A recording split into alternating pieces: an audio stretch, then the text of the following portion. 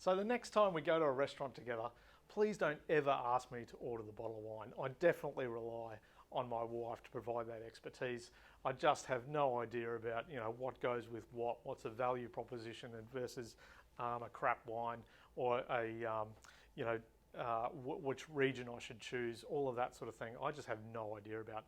So thank you, Di, for that. But when Di sends me to the bottle shop to buy a bottle of wine, then she's putting her taste buds at risk. I use two methods to choose wine. One is price and the other is the label. So what am I looking for in the label? Well, it's got to be a quality design. Obviously, I'm a bit of a design head. But second is the number of metals that are on the wine bottle.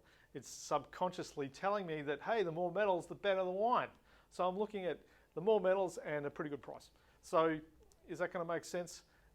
It might, but it may not. But from a visual perspective, I'm engaged. Same thing applies on your website. There are elements in your design and elements within the page of your websites that you need to think about to instill trust. We've only got 2 to 5 seconds to really embed that in the mind of the user. So let's have a look at some of those elements. The first one is brand. So is the site professional? Is the logo quality? Is there a match between the quality of the business you're trying to present matching to the audience that are coming to it? What is that design proposition? And is there a good match there? Sometimes, if you've gone really budget, you're going to miss some quality buys and there'll be a price mismatch between the design elements of the product and the user's expectations of the site. The second is speed. So speed's really, really important. A recent study by the Ponemon Institute suggests that 78% of users distrusted a site that was slow to load. So really get that, really investigate your site speed, and you'll find that if people have a nice experience on the site, they're moving around the site efficiently, there's not too many delays. Yeah, it might be choppy occasionally, but get those images serving quickly, get people being able to move through at a reasonable speed, and that will make a difference in the trust building component. The third is security. So in the URL, that's a lock. In the URL on your site, you'll see a little lock, green lock, and it's an indication of an SSL certificate being on your website. This is again a subconscious thing, knowing that there's an identity check with this site that is now transferring data in a secure environment in an encrypted way. So it's an easy way to instill trust without too much hassle. The fourth one is client logos. So here's a client logo. It's really easy when you turn up to a site if you've got case studies and logos related to that match the prospect coming to the site. So get those in alignment, get those logos on your site, and you'll find that there's a real connection there. So it's subtle, it's a design element.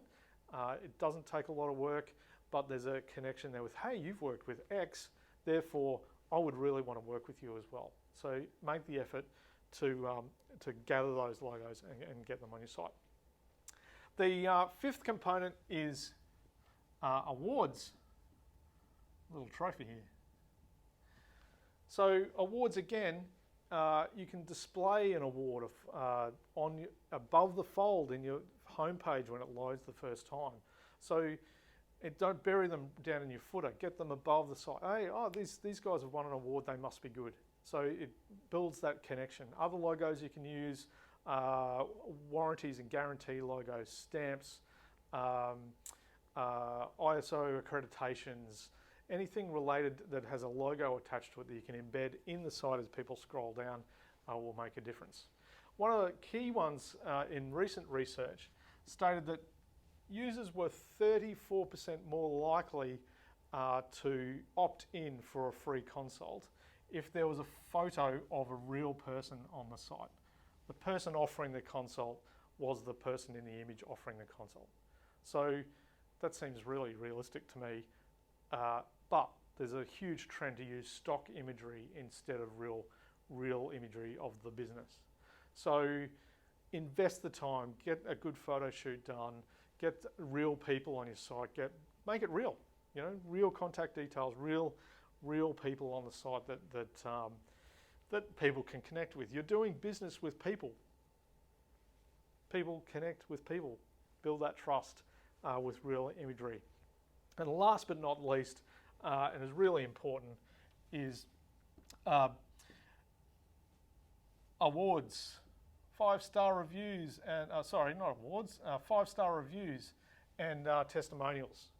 So we don't want 1 star, we want 5 stars, don't we? But we could use Google reviews or third-party sites like Trustpilot to display reviews that you've done the work, people have been happy with your work, they're willing to write a review on Google or these third-party tools. That people love to hear someone else telling you that you're good. So if you're just telling people, hey, we're really good, there's no trust there. If someone else says it, then there's a recommendation there that you are more likely to engage with. So don't ignore reviews and testimonials. Make the effort to collect them and then get permission to use them on your site and other elements of your business. It'll make a huge difference. So here's your trust wheel. All of these elements go in to building that trust within a very short space of time, and you'll engage more users and reduce your bounce rate.